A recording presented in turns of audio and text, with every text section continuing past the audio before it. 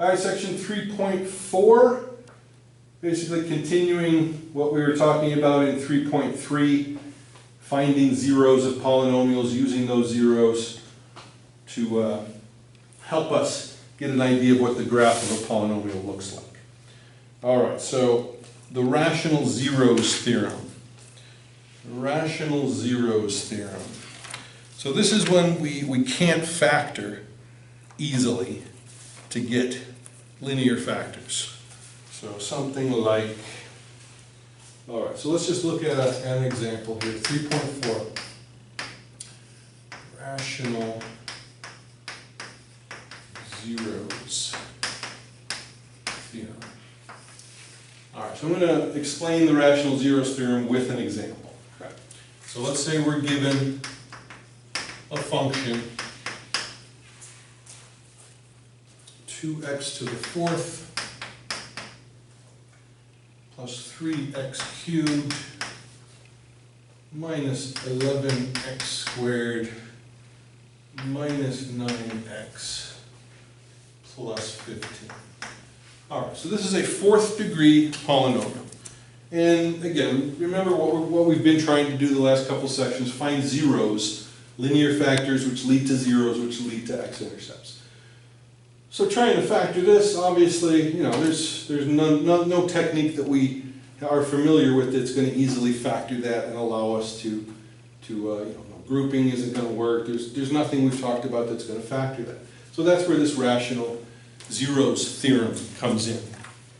And let's see, sometimes they call it something different. Now they call it the rational zeros theorem. All right, so what we're going to do here is, again, very important to put it in descending order. Okay, so fourth degree, third degree, second degree, first degree, constant. Very important. All we're really interested in is the lead coefficient, the number in front of the lead term is the lead coefficient, that number in front of the highest degree term, and the constant term. And this is the term without any variable in it. You can think of this as x to the 0 term. X to the 0 is just the number 1, right? To the fourth, to the third, to the second, to the first, x to the 0. We don't usually put the x to the 0, but that's how you can think about it. So the rational zeros theorem says to find a list of possible zeros. And possible is a very key word here. Possible zeros. Okay, to find a list of possible zeros for this function f of x, what you're going to do is look at the factors of the constant term. Okay, so the factors of the constant term are going to be, and use both plus and minus. So plus and minus 1. For 15, we got 3, 5, and 15. Right, those are all factors of the number 15. And then we're going to take factors of the lead coefficient. And here we just get positive plus and minus 1, plus and minus 2. So to find a list of possible zeros for f of x, we want to form every combination. Okay, we're going to call these the p-values, just to stick with the letters they use in the book. And p's and q's, I believe they use. Make sure here. Let's see, they're using anything here. Yeah, p's and q's. Okay, so those are the p's, and these are going to be our q's. So we form every combination of p over q. And these are possible zeros of the function. So if the question is for this, given this function, find a list of possible zeros. So this is the question. So our answer here is we take this number and put it over each one of these, right? Every p over every q. So 1 over 1 gives us, and you don't need to repeat them, right? Sometimes you'll get repeats. Don't repeat them. So 1 over 1 gives us 1 over 2 gives us plus and minus 1/2. We move to the 3. 3 over 1. So we get plus and minus 3. 3 over 2. So plus and minus 3/2. And we move to the 5. 5 over 1. 5 over 2. And 15 over 1. And 15 over 2.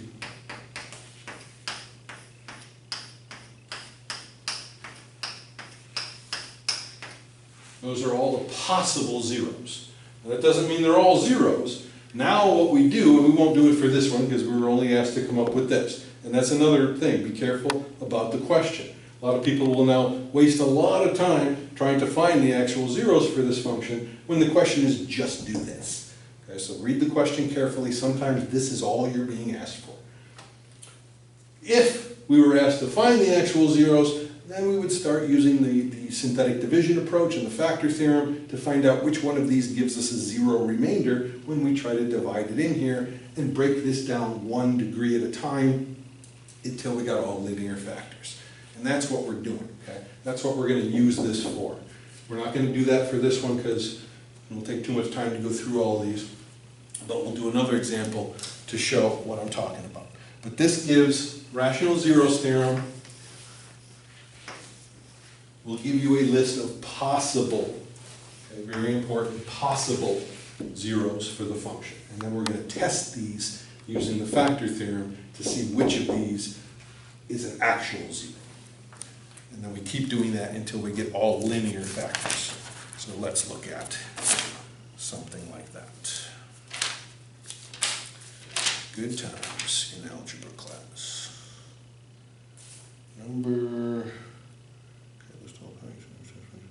Let's look at number 10 on page 387.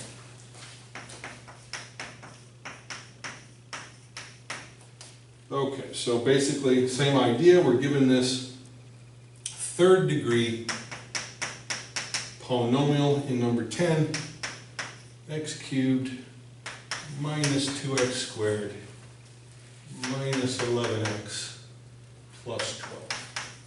All right, and the question is, first list all the possible zeros and then find the actual zeros. So if you can factor first, that's always the first choice, right? If you can just factor this and get linear factors, that's always going to be your first choice. But we're in this section here with rational zeros theorem, so it's a pretty good clue that we're not going to be able to factor these, and we're going to have to use the rational zeros theorem. So you could try to factor an x squared out of this, but remember you got to get that same binomial, so it's not going to work for this cubic equation. So we look at we use the rational zeros theorem to come up with the list of possible zeros. So we look at the factors of 12. 1, 2, 3, 4, 6, and 12. And nicely here, the only factor of the lead coefficient is 1. So we're just putting all the factors of 12 over 1, so we're just getting these numbers as our possible zeros, right? So our possible zeros, possible. So again, remember these are the P's, these are the Q's. So our possible zeros, our P over Q's, are going to be all of these numbers over 1. So plus and minus 1, 2, 3, 4, 6, and 12. So that's the answer to the first part of the question. Get a list of possible zeros. Now we want to take it that next step and find the actual zeros. So start with the easiest, start with the lowest numbers first, the ones that aren't going to be too difficult to put into the synthetic division approach. List the coefficients of the original polynomial in descending order, making sure there's no missing terms. So we got a 1, negative 2, negative 11, and positive 12. And we'll just start with the positive 1. All right, so if we put positive 1 in there and perform the synthetic division, bring the 1 down, 1 times 1, adding, negative 1 times 1, adding, and nicely here in our first try, we get a 0. That's not always going to happen, but nicely here on our first try, we do get a remainder of 0. So this tells us that x minus this number is a factor. That's the factor theorem of the original given function. That's exactly what the factor theorem is telling us. It's the remainder theorem and the factor in one, right? The remainder theorem, and since the remainder is 0, it's the factor theorem, right?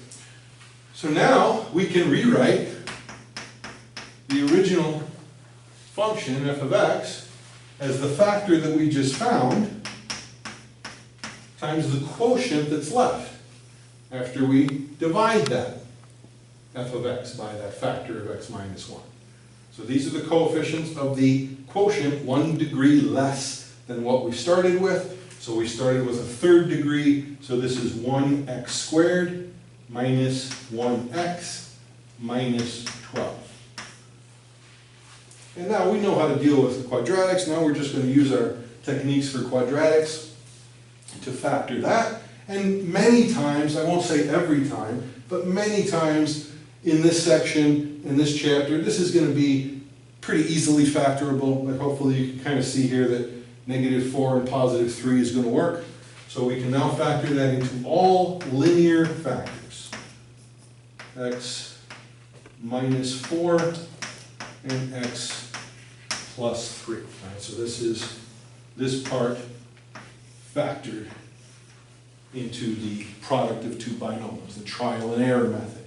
Well, now we have all linear factors, right? And this is what we're trying to do. So these are the linear factors.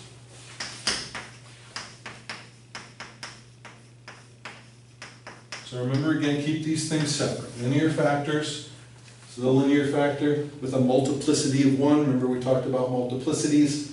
X minus 4 is a linear factor with a multiplicity of 1. It appears once. X plus 3 is a linear factor. Again, it appears once, so it has a multiplicity of 1. So once again, reviewing our multiplicities will always add up to the original degree of the polynomial.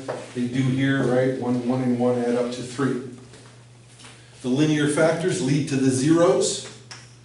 The zeros are just the x values that make the linear factors equal to 0. So positive 1, positive 4, and negative 3. Positive 1, positive 4, and negative 3 are the zeros, and that tells us where the x-intercepts are. We just add a 0 for y, we get 1, 0, 4, 0, and negative 3, 0. All right, that's, everything has been leading the last couple sections to this kind of question. Given any polynomial, be able to find 1, 0 by using the rational zeros theorem in this to get 1, 0, which then breaks down the original nth degree polynomial into 1 less degree and a linear factor. And then you keep doing that. Sometimes this is going to be a third degree, and you'll have to do this process twice to get to a quadratic. But that's what that's the idea. Find 1, 0, keep breaking down the polynomial into lesser and lesser degrees until you get all first degree values, linear factors. They lead to the zeros of the function, which tell you where the x-intercepts are. So again, just to kind of fully review, if we wanted to graph this function like we did, I forget, a section or two ago, 3.1 or 3.2. So we're looking at this function here, x cubed minus 2x squared minus 11x plus 12, which we decided was also the same as x minus 1, x minus 4, and x plus 3, right? To get the linear factors either way. So remember, the first thing we did was look at the end behavior By looking at the first term, we have a positive value raised to an odd exponent.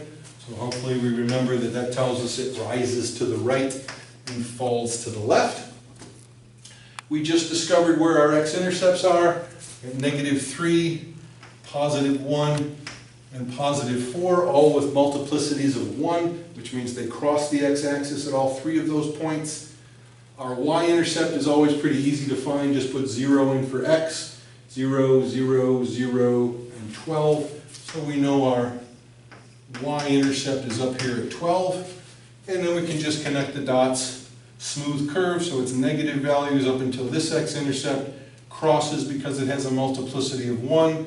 Always crosses the y-axis, comes down here to this x-intercept, multiplicity of 1, crosses. We don't know how far down it goes, but we know it's all negative values until it hits this x-intercept, crosses again, and meets up with our other end. Label your x-intercepts. Is it -3?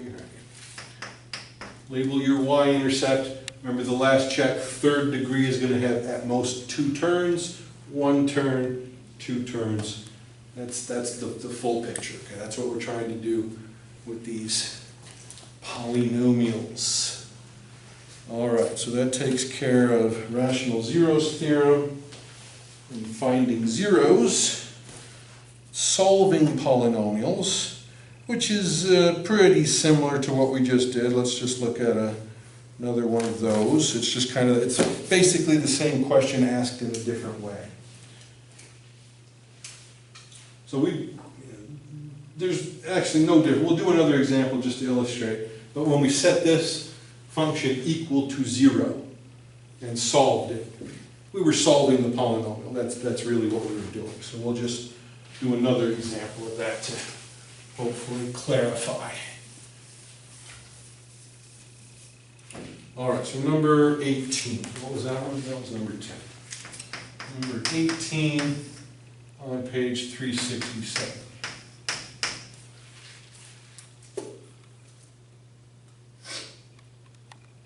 All right, so this one's pretty simple. It's another cubic equation, x cubed minus 2x squared minus 7x minus 4. And this one says equals 0. That's the only difference from before. And really there's no difference because we set it equal to 0 anyway to find the zeros. So really this is the same question. So this is just a repeat, but it'll be good practice. All right, so we got our factors of the lead coefficient, and we have the factors of the constant term. So the possible zeros remember again, what zero, we're looking for x values that make the function equal to 0. Those are zeros of the function. So possible zeros are going to be at all of these numbers over 1, so just the 1, the 2, and the 4. So again, if you just ask for the list of possible zeros, you're done. That's all you're being asked for. We're being asked now to find the actual zeros. So we're going to go through the synthetic division process. 1, -2, -7, -4, and we're going to choose these. We got 6 choices until we get one that gets us a 0. So we'll start with 1 again. 1 times 1 is 1. Adding -1 times 1, and we can see here this one's not going to work, right? -8, that one's not going to work. So we try the next one.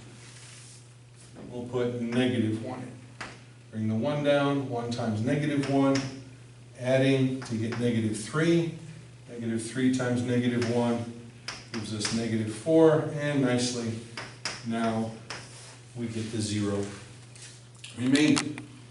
So what that allows us to do now is to say that x minus -1 is a factor. So now we can rewrite the function f of x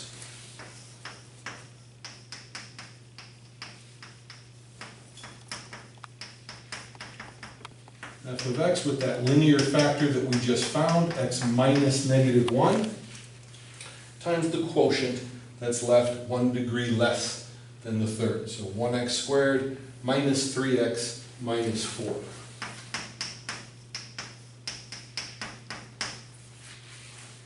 And again, notice that one's pretty easily factorable. A 4 and a 1 is going to work. So we can factor that into x minus 4 and x plus 1. So we get x plus 1, x minus 4, and another x plus 1, right? Negative 4 and plus 1 to get the negative 3, negative 4 times 1 to get the negative 4. So notice now x plus 1 appears twice. So you can leave it like this, but you want to notice for multiplicity's sake that the x plus 1 appears twice. You can also write it like that. It's still a linear factor, right? It's just appearing twice. Linear factor, linear factor, linear factor. 3 linear factors, degree 3. All right, so that again tells us now where the zeros are going to be.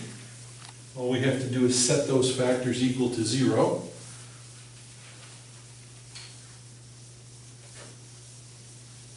And that will answer this question. We're looking for the x's that make the function equal to 0. So these are the linear factors, which gives zeros at negative 1 and positive 4. Now the one at negative 1 has a multiplicity of 2. The 0 at 4 has a multiplicity of 1. So that answered the question for number 18. Let's just continue and graph it for practice. We have the zeros, so that gives us the x-intercepts.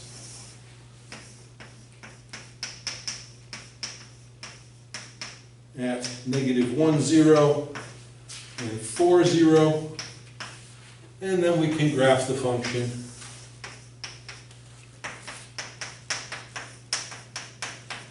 We have a third degree, odd degree, positive coefficient, so just like our last one, rising to the right, falling to the left. X-intercepts at negative 1 and 4. Y-intercept is at negative 4. All right, if we put 0 in, we get negative 4 for y. And at negative 1, it's a multiplicity of 2, so it turns around, crosses, and goes back. Label your x-intercepts, label your y-intercept. Arrows on the end, third degree, 1, 2 turns. All right, so that is both solving a polynomial and graphing a polynomial. So we learned the linear, or the rational zeros theorem, remainder theorem, and the factor theorem. So we still have another theorem to look at here in section 3.4, which is the linear factorization theorem. All right, the linear factorization theorem is on page 383.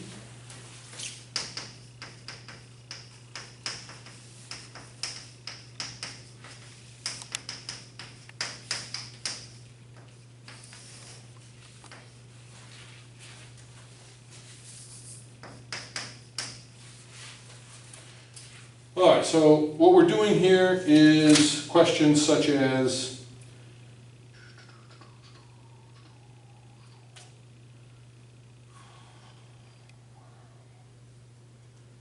like number 26. Let's look at number 26 as an example of this linear factorization theorem. All right, so it says we're trying to find the polynomial function that fits the given conditions. And now that we know how to find zeros, that's going to come into play to come up with this. All right, so number 26 tells us that the question is, find the polynomial of degree 3. Okay, so degree 3, n is 3, we call it n the degree. And it tells us that it has x equals 3 is a 0, x equals 4 is a 0, and 2i. So an imaginary number as a 0. And also, it tells us that f of -1 is -50. Okay, so all this is given information. So find the polynomial of degree 3 with x equals 4 and x equals 2i as zeros, and f of -1 equals -50. So with all that information, we want to come up with the function. We want to find the polynomial f of x. Okay, so one thing I don't believe we've mentioned is whenever a 0 is a complex number, like this, we can look at this as 0 plus 2i, remember as a standard form of complex numbers. If, so just as an aside here, if 1, 0 of a function is a complex number, a plus bi, then its conjugate is also a minus bi is also a 0. That's always the case. All right, so if a plus bi is a 0 of the function, a minus bi, its conjugate, if you remember that term, a plus b and a minus b are called conjugates. A plus bi, if that's a 0, then a minus bi is also. If a minus bi is a 0, then a plus bi is also a 0. So this tells us we know that if this is 0 plus 2i, then 0 minus 2i is also a 0. Using this fact.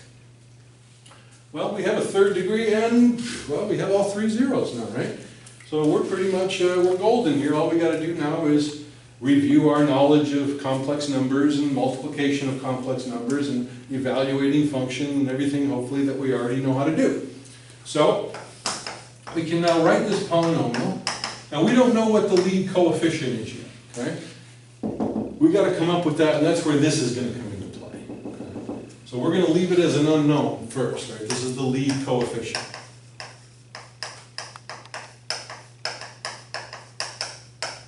Unknown for now. And then we want the factors, right? We want 1 factor, 2 linear factors, 3 linear factors. Well, we have the zeros. If this is a 0, then x minus this number is a factor. So x minus 4 is a factor. 2i is a 0, so x minus 2i is a factor. Negative 2i is a 0, so x minus negative 2i is also a factor. All right, so we want our polynomial multiplied all out in descending order. And then we're going to use this information to come up with the lead coefficient. So first we want to get rid of these i's, right? So whenever you have I terms, deal with that first. We're going to multiply those out. And remember, since they're conjugates, the outside and inside terms are going to cancel out, right? So we're going to leave the a sub n, we're going to leave the x minus 4, and here we're going to get x squared, and the outside term is going to cancel with the inside term, and then we're just left with the last term, minus 4i squared. And we remember that I squared is -1, so this is really x squared plus 4. So we get x sub n, x minus 4, and x squared plus 4. Again, we want it all multiplied out at the end. Okay, so now let's multiply this. So we get a sub n, x times x squared, 4x, we'll put it in descending order in our next step, minus 4x squared minus 16. All right, so let's go over here, put it in descending order. We got x cubed minus 4x squared plus 4x minus 16. All right, so so now the only thing left is to find out what this is and distribute it through.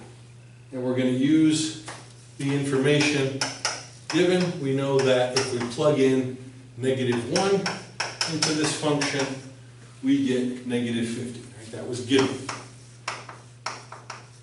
So we're going to use that here and say f of -1 is a sub n, and -1 cubed is -1 minus 4 times -1 squared. -1 squared is +1, so -4. -1 times 4 is -4, and -16. All right, so nicely here we get 25.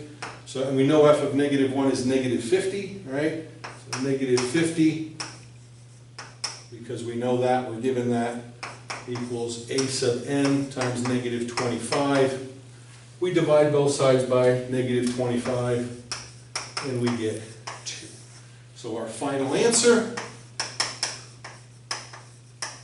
what we were asked to do is to come up with the polynomial that fit all those conditions. So the polynomial that fits those conditions is 2x cubed minus 8x squared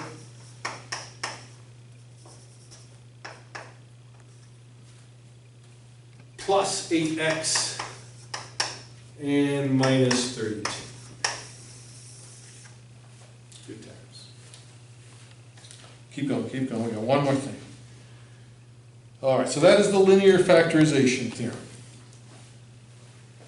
Okay, right, we were given a task to find the polynomial with certain conditions. Third degree, we were given 2 zeros, but one of the zeros was complex, so that led to the third zero. We were given this information also that allowed us to find the lead coefficient. We set it up like this originally, using the zeros.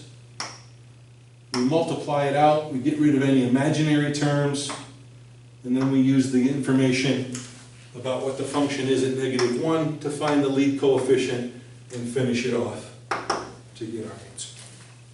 All right, one last thing in 3.4 is René Descartes' rule of signs. This is another sort of approximation of how many and what type of zeros a polynomial function will have. So this is the same guy that our Cartesian coordinate system is named after, our XY Cartesian coordinate system. This is the guy, there's a picture of him on page 384 there.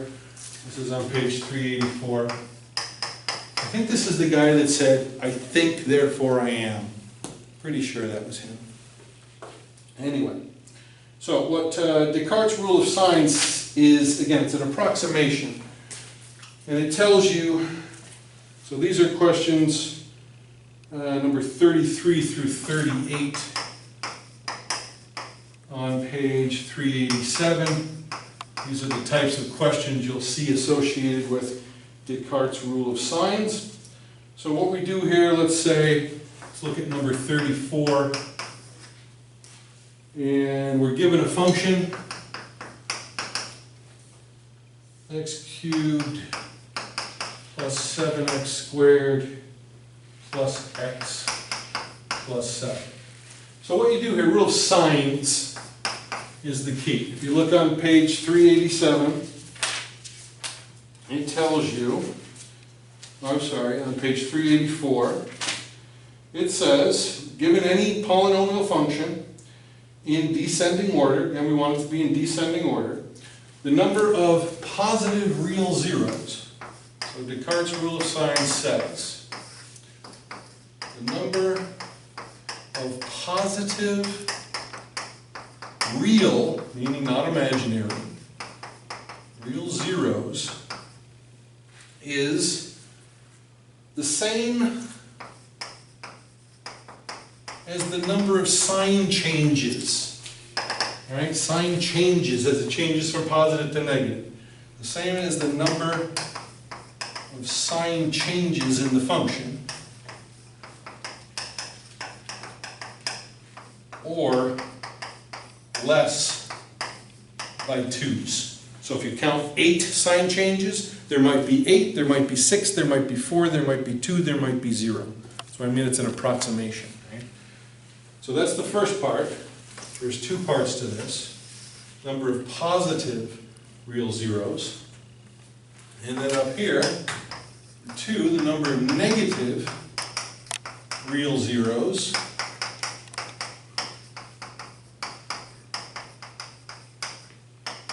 Is the number of sign changes in f of negative x, or less by 2's. Now let's look at some examples to make this clear. It might be a little confusing just reading the theorem, but once you look at it in practice, it's really pretty easy. So here, on number 34, there are no sign changes, right? This is positive, positive, positive. So we're counting a sign change if it changes from positive to negative. So here there are 0 sign changes. Therefore, this is a shorthand for therefore. If you've never seen that before, those 3 dots in a triangular form is shorthand for this follows or therefore. So 0 sign changes, therefore 0 real zeros for f of x. And you don't go to negative sides, right? We stop at 0. Again, if there was 6, there'd be either 6, 4, 2, or 0. Here there are 0 sign changes, so there are 0 real zeros. If you were to graph this function on your calculator, you will see that it never crosses the x-axis for a positive number, right? For a positive real 0. Now we find f of negative x to determine the possible number of negative real zeros. So we put negative x in for x, we evaluate the function. A negative value raised to an odd exponent is negative. A negative value raised to an even exponent is positive. Negative x plus 7. And now we count the sign changes. Starts with negative, there's 1 sign change, 2 sign changes, 3 sign changes. All right, so here there are 3 sign changes. Therefore, there is either 3 or 1 negative real 0. We don't, this is not an exact, this is just an approximation, right? We know there are 0 real, I should say positive here. And there are either 3 or 1 negative real zeros. And that's all that Descartes' rule of signs is doing. Let's just do one more to try to make it completely clear.